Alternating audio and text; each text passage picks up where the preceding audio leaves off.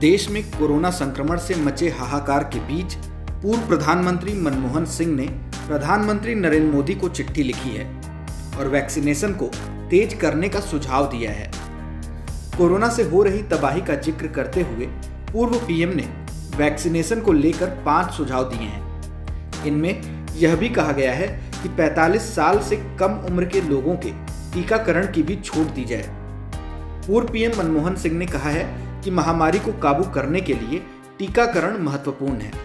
उन्होंने यह भी कहा कि कितने लोगों को टीका लगा है, यह आंकड़ा ना देखकर हमें इस पर फोकस करना चाहिए कि आबादी के कितने फीसद लोगों को टीका लगा है।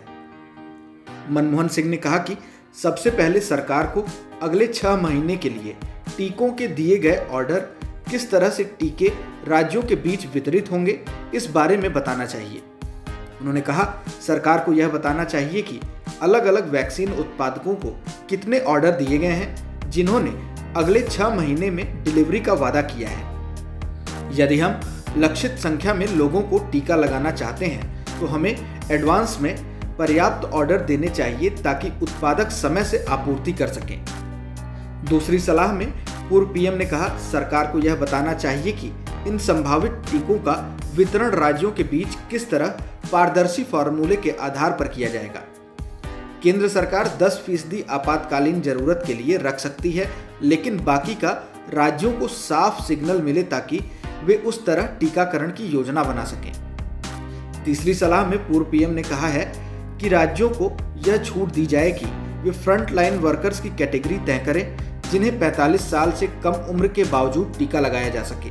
उदाहरण के तौर पर राज्य स्कूल टीचर, बस, 3 व्हीलर और टैक्सी ड्राइवर्स, म्यूनिसिपल और पंचायत कर्मियों और वकीलों को टीका लगाना चाहेंगे। 45 साल से कम उम्र के बावजूद इन्हें टीका लगाया जा सकता है।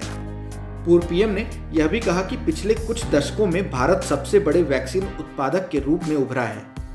उन्होंने आगे कहा अधिकांश क्षमता निजी क्षेत्र में है। जन स्वास्थ्य के लिए मौजूदा आपात स्थिति में भारत सरकार को वैक्सीन उत्पादकों को मदद देनी चाहिए ताकि वे तेजी से मैन्युफैक्चरिंग क्षमता का विस्तार कर सकें। उन्होंने इसके लिए कंपनियों को फंड और छूट देने की सलाह दी।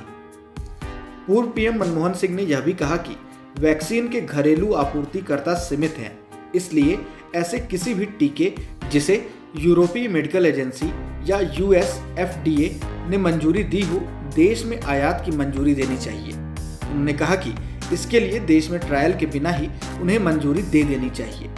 उन्होंने कहा आपात स्थिति में यह छूट न्यायोचित है। फिलहाल इस वीडियो में इतना ही। अगर कोई सवाल और सुझाव है तो हमें कमेंट बॉक्स में जरूर बताएं। देश और दुनिया की ताज़ा तरीन खबरों की अपडेट्स के लिए हमारे चैनल लोकमत हिंदी को सब्सक्राइब करना न भूलें। अगर आप ये वीडियो फेसबुक पर देख रहे हैं तो हमारे पेज को फॉलो जरूर कर लीजिए।